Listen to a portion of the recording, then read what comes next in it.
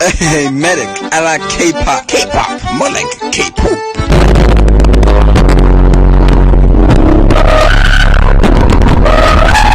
I finally watched it. I caved in and finally watched it.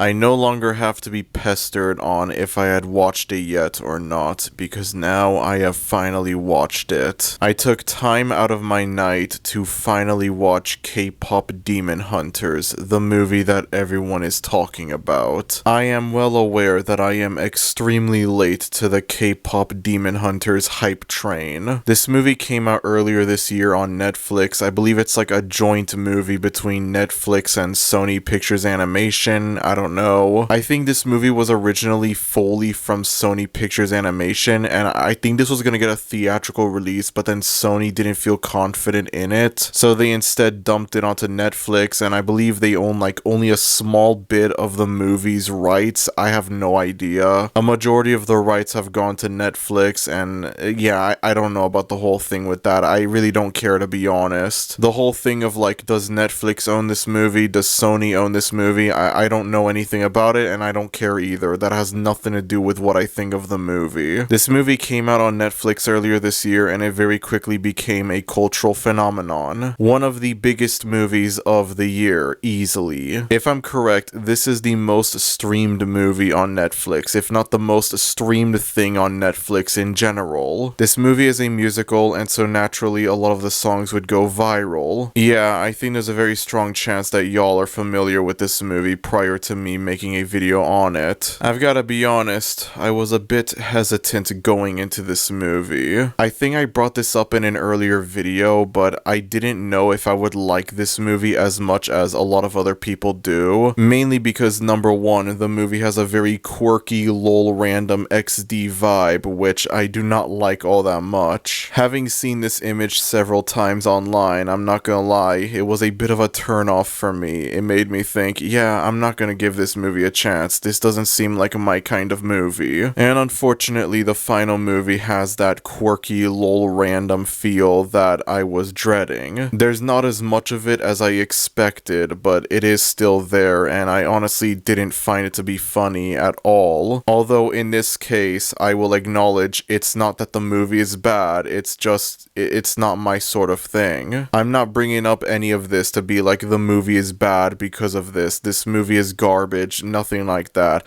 I'm not making this with the intention to like change people's minds and think this movie is bad, actually. I'm just simply giving my thoughts on this whole thing, and I don't expect people to suddenly agree with me on this. I'm just simply acknowledging this is not for me. I don't like the quirky, lol random vibe that the movie has. I never once found it to be all that funny. I never really I don't think I laughed all that much watching the movie, actually. Again, it's less the movie is bad and more the movie is not for me. And number two, I don't exactly have a very good relationship with K-pop. Settle down, lads, it's story time. So we go back to the ye old days of, I don't know, 2018, 2019, into the cesspool known as Twitter. Back when it was known as Twitter. Now, I'm sure there are people that think Twitter used to be a good website. There are people that think Twitter used to be good until Elon Musk bought it in 2022, turning it into a right-wing shithole full of people who worship the German man with the funny mustache and stuff like that. There are people who thought Twitter was good until Elon Musk bought it,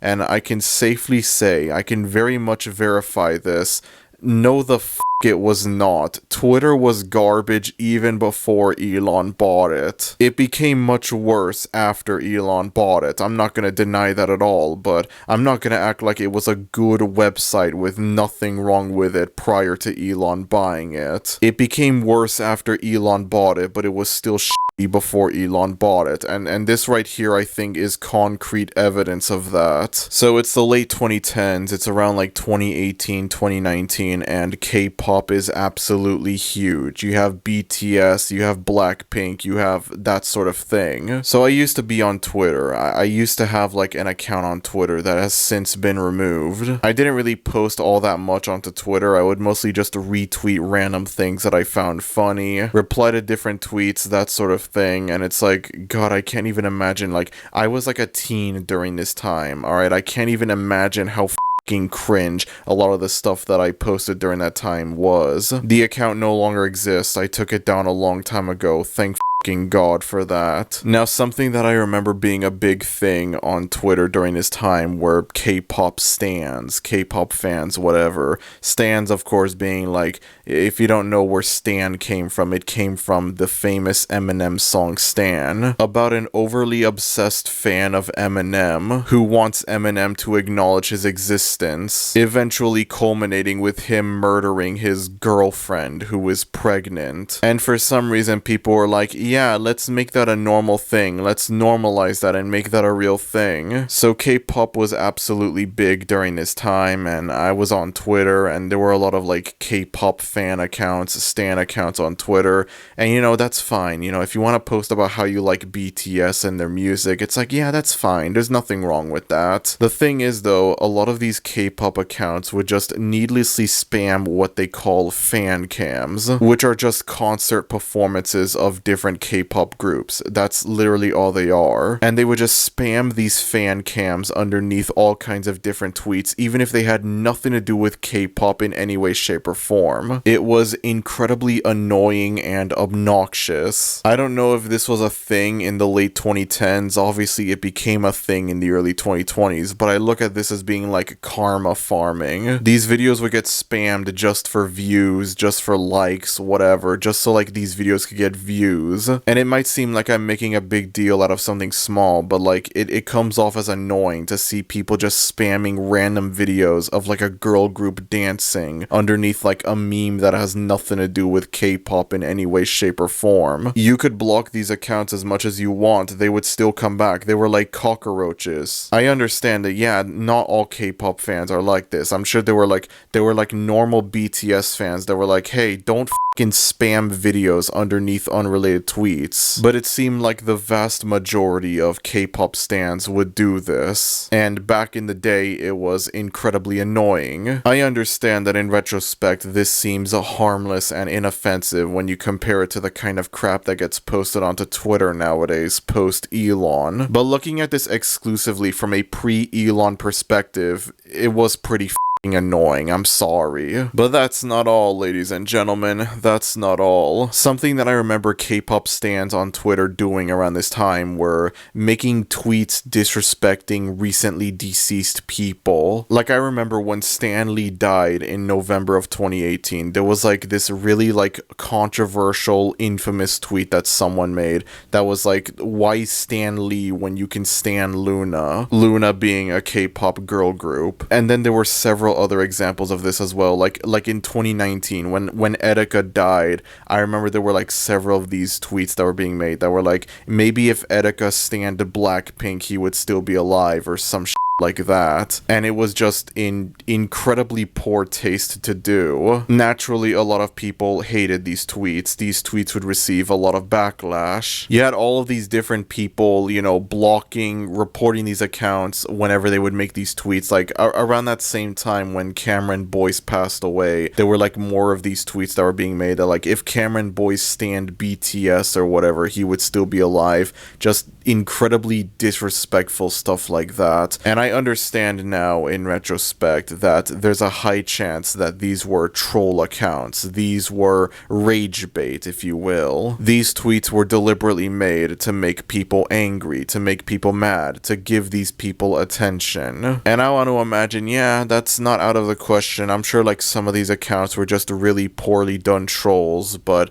I also want to imagine some of these were sincere. And not to mention, even if these were like troll, satire, rage bait accounts, it's like they make normal K-pop fans look bad, which maybe that's also the point as well. Maybe this was deliberately done to make people hate BTS and Blackpink and whatever, but it's still up nonetheless, and I want to imagine there were accounts that were doing this unironically as well. Dude, I remember during like the summer of 2019, I would frequently get into like arguments with a few of these accounts. For some reason, my stupid self would try to like reason with some of these accounts and be like, yo, let's not do that, you know? What happens if a member of BTS dies and someone makes fun of their death? You know, that's not the right thing to do. Don't do that. And then more often than not, these accounts would either just ignore what I tell them, or they'd be like, yeah, I'm not gonna read all of that, I don't care, Stan Luna. And only in retrospect now do I realize there's a high chance I just took the bait. But then there's also a non-zero chance that all of this is like sincere, all of this is genuine. I'm not gonna act like I'm the hero of this story either. I'm not gonna act like I'm the good guy either. I remember it was around this time when I started getting into rock music, and I had to go through a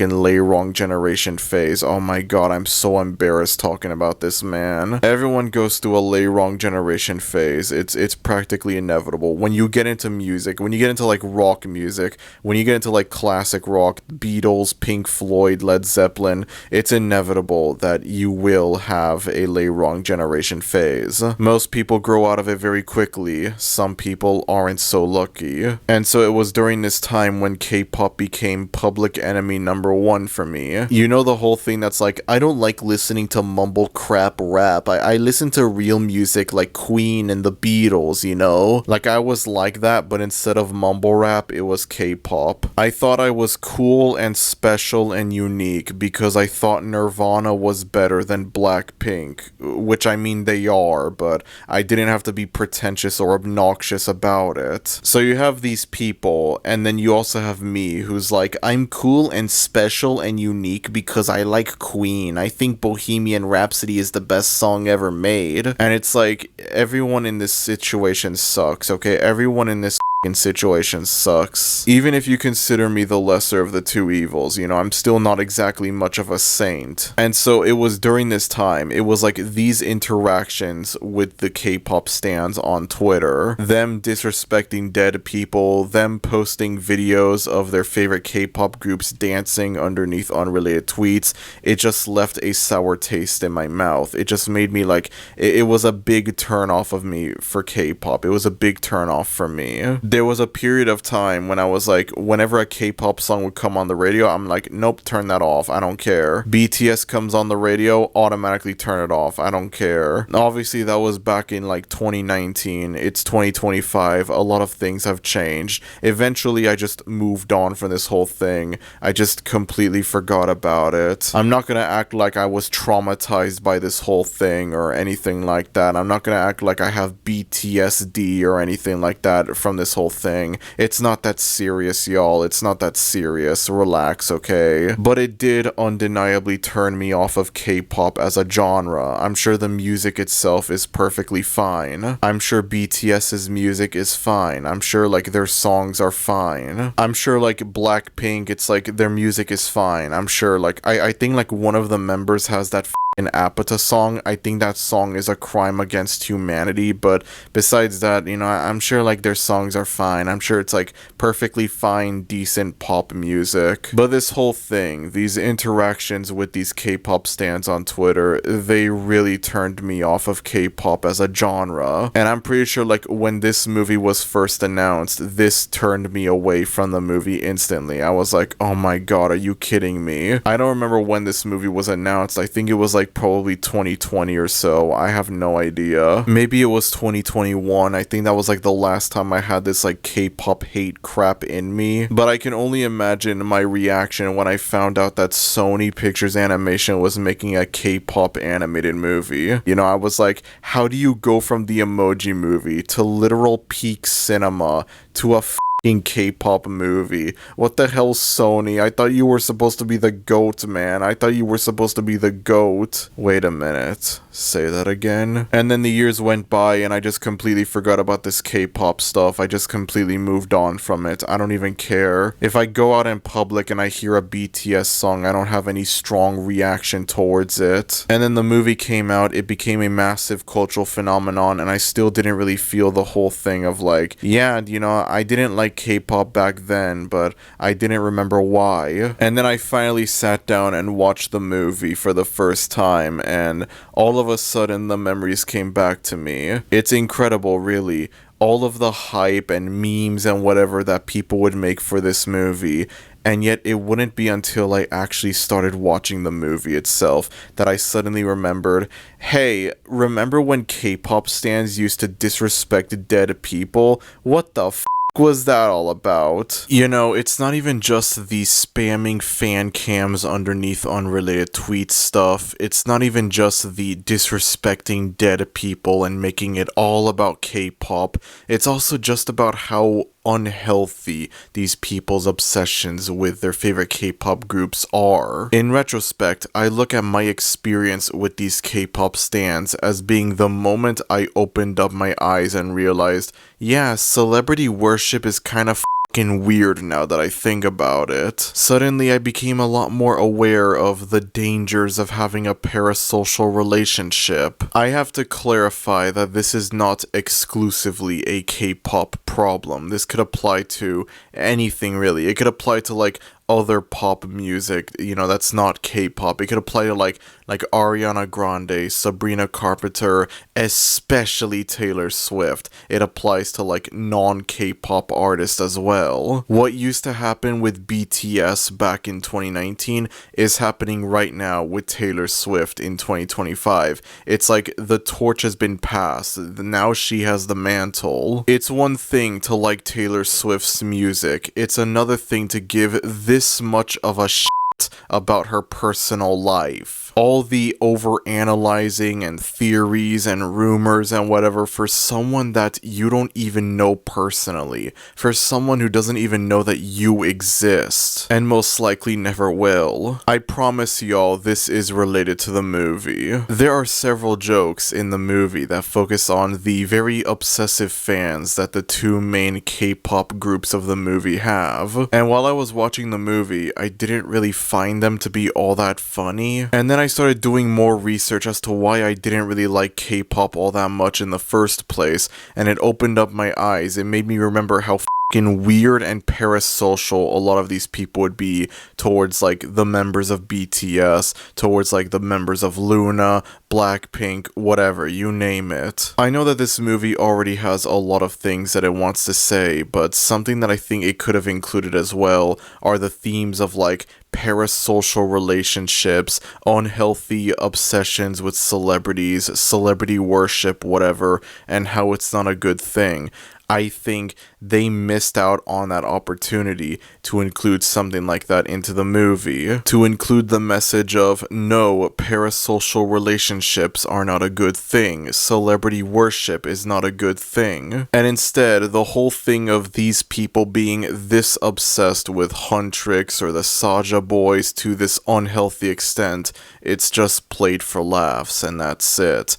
And I you know, maybe I'm overreacting a bit, but I don't know, this does rub me the wrong way. It doesn't make me feel all that comfortable, honestly. If I'm correct, there are already plans for a sequel to this movie in 2029, which, that's not surprising to me at all. Popular, critically acclaimed movie gets a sequel. What are the odds? And so I can only hope that, like, this theme, because, like, I feel like this would be a very, like, bold, risky thing to do, but it's also something that should be said. I genuinely cannot think of any piece of media, not even just for animation, but like for live action movies, for TV shows, whatever, that have this message of parasocial relationships are bad, celebrity worshipping is bad, that sort of thing. I understand it would be very like risky and daring to include such a message in a movie like this, but it's also an important message that I think should be heard. I gotta be honest, I didn't really have high hopes going into this movie. I just had that gut feeling in me that I wouldn't like this movie as much as other people do. And lo and behold, I end up watching the movie, and indeed, I don't like it as much as other people do. But it doesn't really have anything to do with the actual movie itself. I don't really have anything to criticize about the actual movie itself. I don't like the quirky lol random vibe that the movie sometimes has, but that's it really. That's the only real criticism that I have. If there's one thing that I will say about this movie that's positive, it's that the animation is absolutely gorgeous. I think this movie looks amazing. I think it has really beautiful looking animation. This is yet another Spider-Verse-esque animated movie. Like, it has a very similar animation style, art style, whatever, to the Spider-Verse movies, and you know, you can't go wrong with that style. You can't go wrong with it at all. Unfortunately though, I feel like that's the only thing that I really love about this movie. The premise is admittedly interesting. I mean, it's in the title, K-pop Demon Hunters. Admittedly, yeah, that is a fairly interesting premise. I remember this movie came out around the same time as Pixar's Elio, a movie that notoriously bombed at the box office. And a lot of people went on about how this was a significantly better movie than Elio,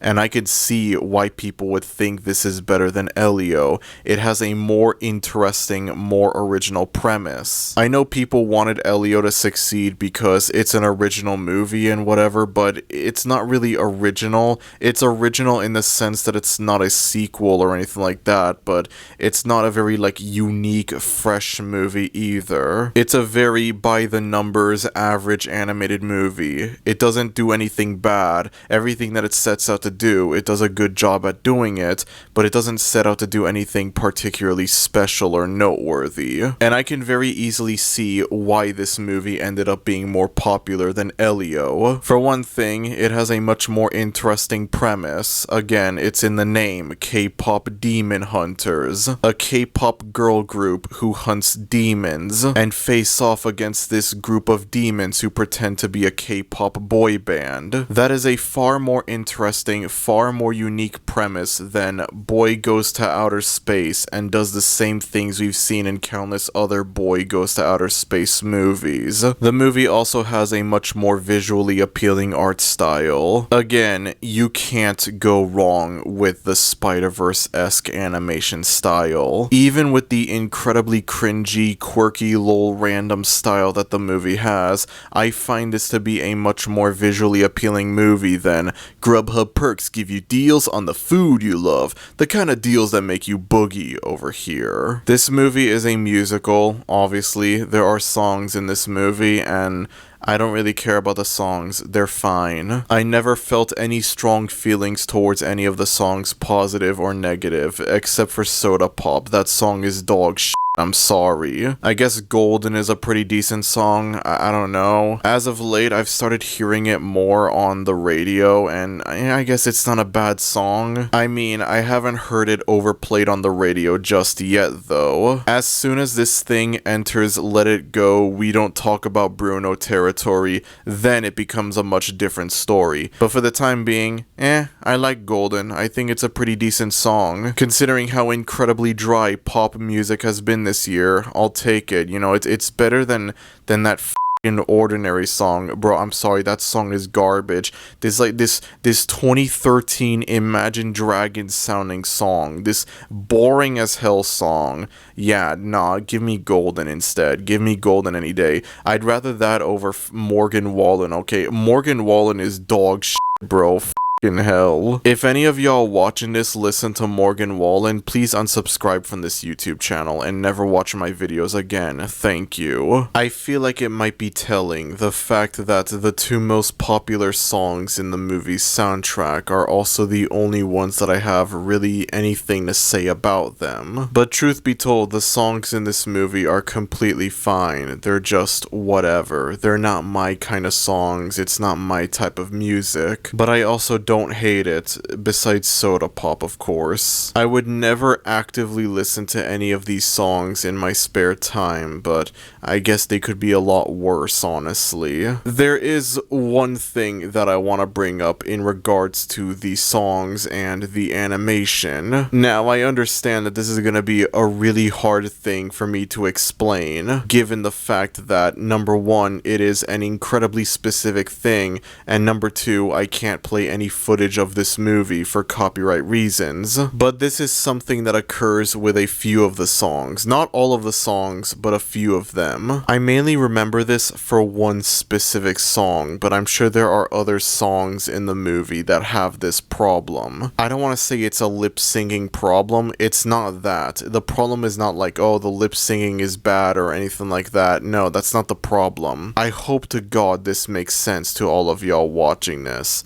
The emotion of the characters singing doesn't match up with like the emotion of their face, like the animation of their face, the animation of like their mouth movement. Like there's a song in the movie between the main girl character and like the main villain of the movie. I don't know, there's a song with them together, and whatever, it's a fine song, there's nothing wrong with it, I don't hate it, but there's something that I found to be incredibly distracting, and that was the animation. That was this like oddity with the animation. The song starts off with the girl singing it, and if you watch this scene without audio, it looks like she's talking or singing or whatever in a very like gentle tone, like she's whisper singing. She's singing very softly, and then you turn on the audio and it's like her voice is a lot more powerful than what her mouth movement conveys. It's a lot more like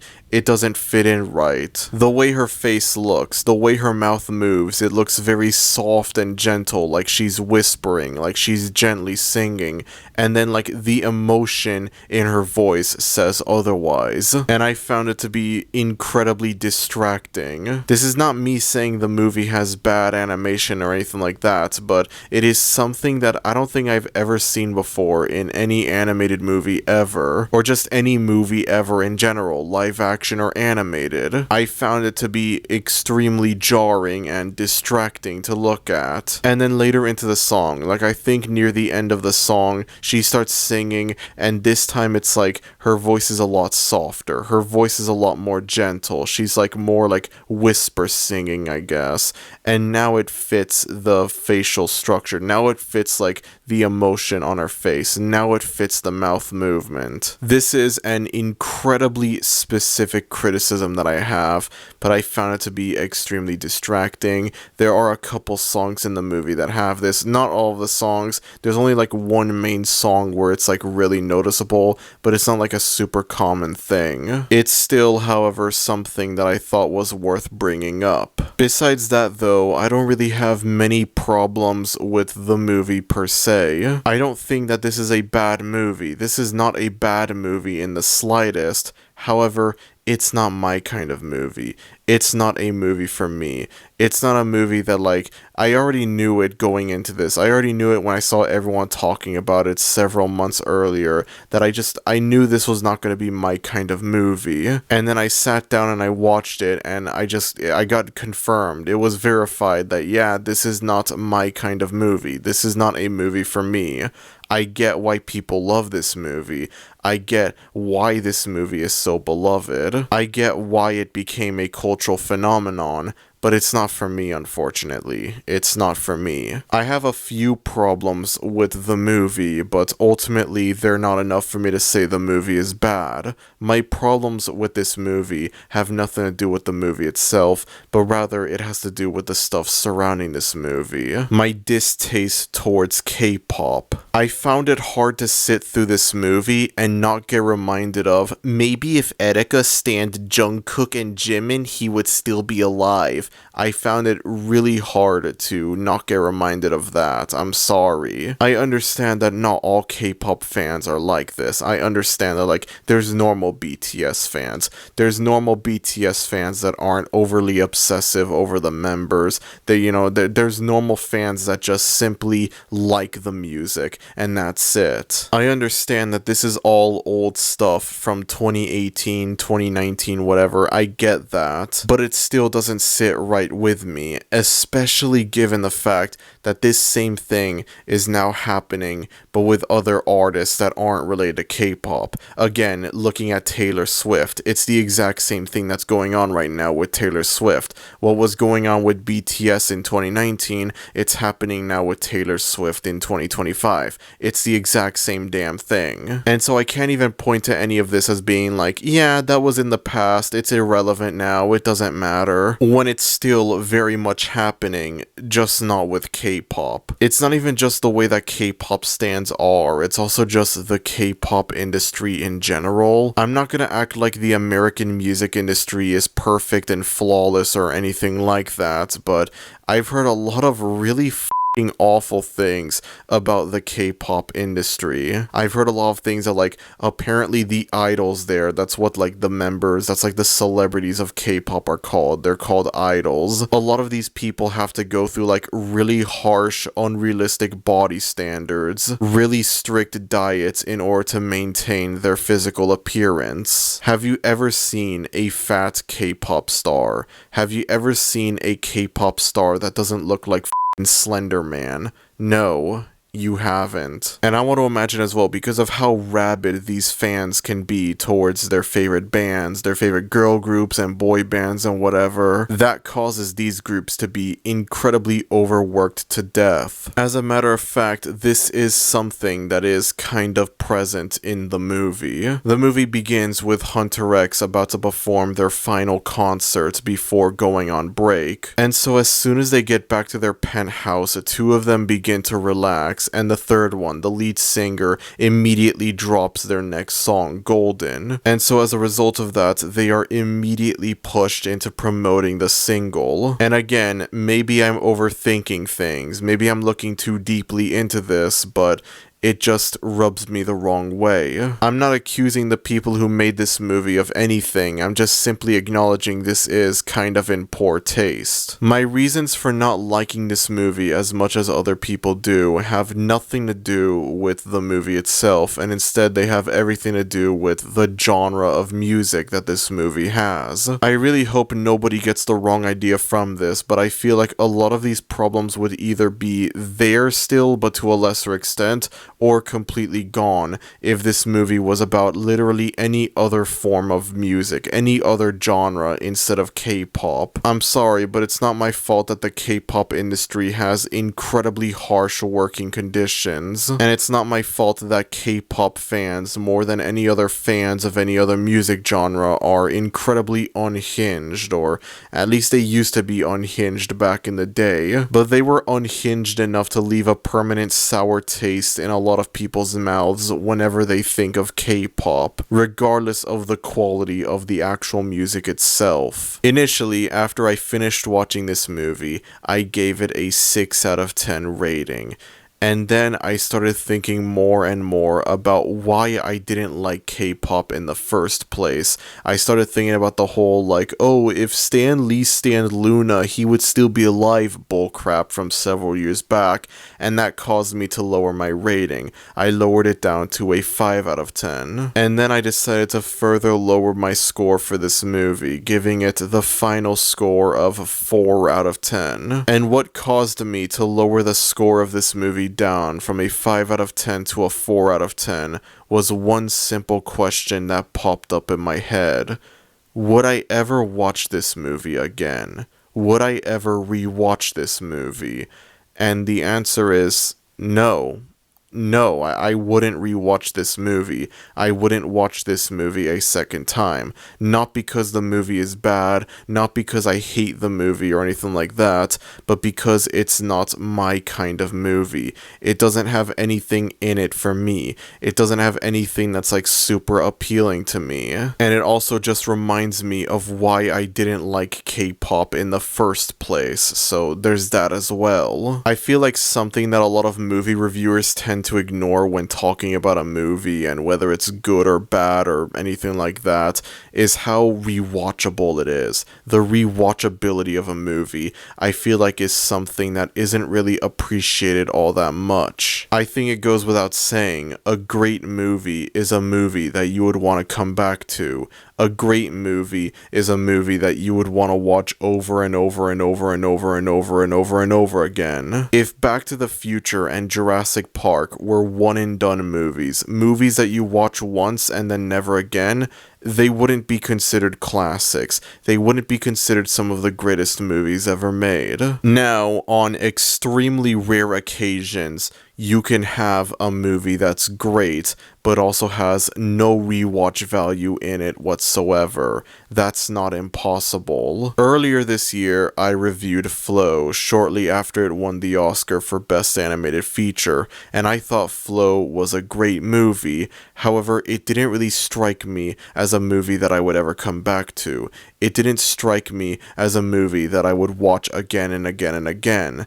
And the reason for that is because of the very slow pacing of the movie. This movie has a very slow pacing, and there's also no dialogue whatsoever. It is a very slow movie, and so even though it's a great movie, it also feels like a one-and-done kind of movie. An amazing one-and-done movie, but a one-and-done movie nonetheless. And then Look Back, I think, is another example of an amazing movie that has no rewatch value, and the reason for that is because of how much this movie emotionally wrecked me when I first watched it. The incredibly depressing nature of Look Back is not something that I would want to rewatch a second time, and I feel like this movie would emotionally wreck me much harder upon rewatch when compared to when I watched it for the first time, given the fact that one of the biggest themes of this movie is art, creating art, drawing, that sort of thing.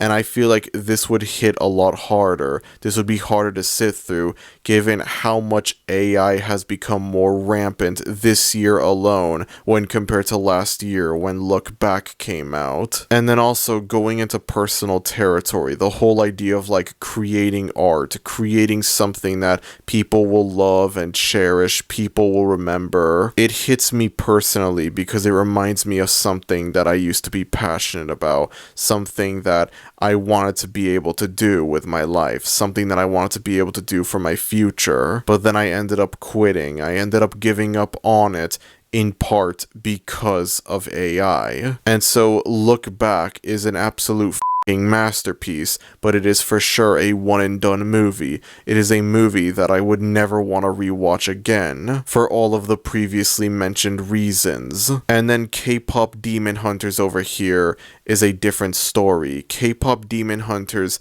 is a movie that doesn't have any rewatch value in it for me, but the reason as to why it doesn't have much rewatch value are very different from the reasons why Flow and Look Back don't have rewatch value.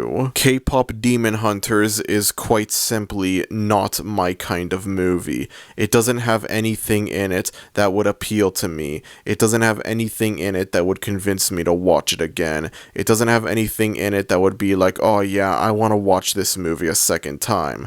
It's not that the movie is bad. It's not that I hated the movie. It's just that it doesn't have anything in it that would convince me to watch it a second time. And admittedly, yeah, the distaste that I have towards K-pop also plays a part in this. And so there's even less of this movie that's appealing to me than there already is. The animation is beautiful, I'm not going to deny that at all, but that's not enough. There are tons of other animated movies that have similarly beautiful animation that I could just rewatch instead.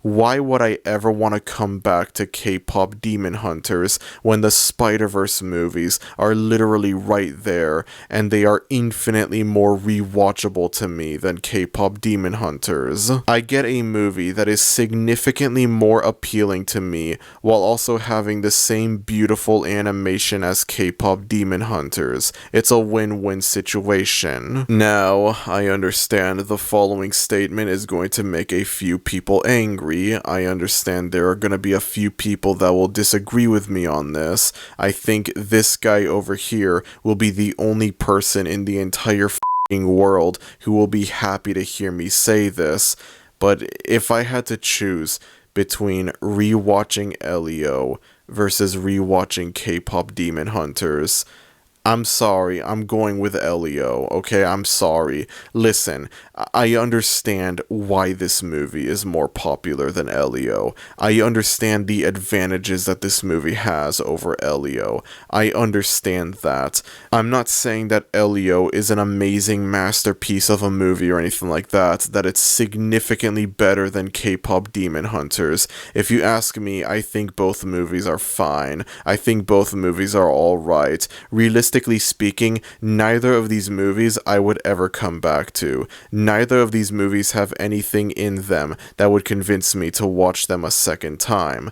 But I'm just saying, if I was given the choice, I'm going with Elio, to be honest. Elio doesn't have the same, quirky, lol, random cringe feel that K-pop Demon Hunters has. And it also doesn't remind me of the problems that I have with a specific music genre. As a matter of fact, Elio gets an even bigger W because it has Once in a Lifetime from Talking Heads in it, so there you go, based Elio. Elio gets the W. Elio is actually the GOAT now that I think about it. Peak recognizes peak, hell yeah, baby. K-pop Demon Hunters reminds me of the many problems that I have with K-pop as a whole, whether it be the fans or just the industry in general. It just rubs me the wrong way, and I cannot in good faith say that I love this movie or that I consider it one of the best animated movies ever made because of that.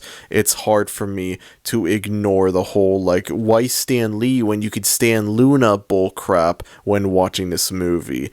And I understand that Elio isn't really all that much better. I understand Elio has that whole thing that apparently there were going to be a lot more LGBT themes in the movie, and then those had to be cut because Disney is Disney. So maybe I am hypocritical for this, but I don't know. But then how do you explain the whole K-pop stan stuff, disrespecting dead people stuff? How do you explain the quirky lol random XD stuff? How are you gonna explain that? Again, I have to clarify, I'm not saying Elio is a masterpiece or anything like that. In the grand scheme of things, both of these movies are fine. They're okay. Realistically speaking, I would never watch either of these movies a second time. They don't have anything in them that would convince me to watch them a second time. But I'm just saying, if I had to choose which one of these movies would I watch a second time, I'm going with Elio. I'm sorry, if that makes me a fucking Disney shill, then so be it, alright? So be it. I understand that this is a pretty unpopular opinion to have. I understand that this is not what people expected me to say about K-pop Demon Hunters, but I'm sorry, this is how I feel about the movie. I would much rather be honest and truthful about how I feel about this movie, regardless of how controversial it may be, instead of just blindly being oh, everyone else likes this movie, so that means I like this movie as well, not forming my own opinion or anything like that on this movie, and just praising it just because everyone else is praising it. I fully understand why people love this movie. I understand why it became a cultural phenomenon, but it's not for me. All of the problems that I have with this movie have nothing to do with the movie itself, but it has everything to do with the stuff surrounding this movie. It has everything to do with my problems with K-pop. I genuinely didn't think this would affect the way that I looked at this movie. I genuinely didn't think that something from over half a decade ago, something that I had completely forgotten about until very recently, something that, in retrospect, I'm 99% sure is just troll rage bait stuff, something like this, I didn't think would affect the way that I look at this movie. But it did. I don't know how it feels to be the first person to ever review K-pop Demon Hunters, while also acknowledging that time when K-pop stans would disrespect and mock dead people. Well, you know what they say, there's a first for everything, baby. There's a first for everything. Honest to God, I hope Zootopia 2 continues Disney's streak of mediocrity, because if Zootopia 2 ends up being good, if I end up liking Zootopia 2, and I think it's better than K-pop Demon Hunters, Lord knows I will never hear the end of it. The extremely rare W that Disney could potentially get from Zootopia 2, and I would never be able to acknowledge it properly because of K-pop Demon Hunters. There is a part of me that hopes Zootopia 2 ends up being mid, if not straight up bad, like Strange World and Wish and Moana 2, just because I don't want to deal with people getting their panties in a twist over the idea that modern Disney can somehow put out something good, and that I end up preferring the extremely rare modern Disney movie that's actually good over the significantly more popular online movie that I don't like as much as other people do for reasons. The fact that I said Elio is a more rewatchable movie than K-pop Demon Hunters for me, notice how I say more rewatchable and not better movie. There's a difference between the two. The fact that I said that, I want to imagine has already made a few people angry, and so like if Zootopia 2 ends up being good, if I end up liking Zootopia 2, I'm not ready for how obnoxious people will be about it, the idea that I think it's better than K-pop Demon Hunters. I know that Disney has done a lot of really things in recent times, namely the whole Jimmy Kimmel thing a few months back, and I am in no way defending Disney for any of that at all, but that doesn't really have anything to do with the quality of Zootopia 2 itself. There's no correlation between them canceling Jimmy Kimmel and receiving tons of backlash for it and the quality of Zootopia 2 itself. There's no correlation at all between the two. And let's not act like the K-pop industry is somehow any better than Disney, you know? Let's not do that. Let's not do that, okay? I didn't go into this expecting to like it very much because I'm not a big fan of K-pop. There are several things that have turned me away from K-pop as a genre. It would be one thing if it was just, it's not my kind of music. It's not the kind of music that I listen to. But the experiences that I've had with fans of K-pop have turned me away from the genre, and the awful exploitative nature of the K-pop industry does not help matters out at all, nor did the quirky lol random XD style of the movie. I went into this knowing that I probably wouldn't like it as much as other people do, and unfortunately my prediction was correct. I ended up not liking this movie all that much. Again, I cannot stress this enough, I understand why people love this movie. I understand why this movie became a cultural phenomenon. I understand why this became one of the biggest movies of 2025. I understand it. I'm not making this video to guilt trip anyone for liking this movie, to change their minds, to convince them that this movie is bad and they should start hating it or anything like that. I am just simply giving out my thoughts on the movie and the reasons why I don't like it as much as I probably should. I see no reason at all to ever come back to this movie. I see no reason to ever rewatch it again. It is a movie that doesn't have any rewatch value for me at all, but it doesn't even have like a strong good reason like look back or flow. No, my reason for not wanting to watch this movie again is it's not for me. And in general, I didn't find the movie to be all that funny. I didn't hate the movie. I didn't find it insufferable despite the quirky lol random moments that are in it, but I also didn't find the movie to be funny. I wasn't laughing or anything like that watching this. I didn't really find it to be all that entertaining. There are obviously a few good moments in the movie here and there, but generally I felt like, I don't want to say the movie could have been better, and instead I just want to say this is not my kind of movie. It's not for me. It doesn't have any rewatch value in it for me at all. It doesn't have anything in it for me that would convince me to watch it again a second time. And I understand that the rewatchability of a movie is very subjective. There are a lot of people that think this movie is highly rewatchable. and that's great. I'm glad for them. Unfortunately, I'm not one of those people. This movie right here is a one and done for me. I have nothing against this movie. I don't think this is a bad movie. I'm not surprised that it ended up becoming a cultural phenomenon. I'm not surprised that it's getting a sequel. I'm not surprised by any of that at all. But it's just simply not my kind of movie. It's not a movie for me. And I would rather be honest and truthful about how I feel about this movie instead of being like, oh, I love this movie because everyone else loves this movie. I will say though, after having watched both movies, I will say this was already extremely obvious to me before I watched K-Pop Demon Hunters, but now that I've officially watched K-Pop Demon Hunters, I can finally 100% verifiably say this. Animat, there is a pretty big reason, a pretty good reason why people love this movie, but they hate Fixed.